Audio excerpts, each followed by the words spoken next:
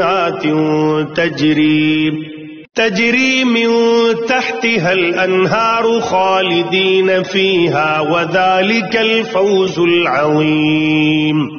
یہ اللہ کی مقرر کی ہوئی حدود ہیں، اور جو شخص اللہ اور اس کے رسول کی اطاعت کرے گا وہ اس کو ایسے باغات میں داخل کرے گا جن کے نیچے نہریں بہتی ہوں گی، ایسے لوگ ہمیشہ ان باغات میں رہیں گے، اور یہ زبردست کامیابی ہے۔ ومن يعص الله ورسوله ويتعد حدوده يدخله نارا خالدا فيها وله عذاب مهين۔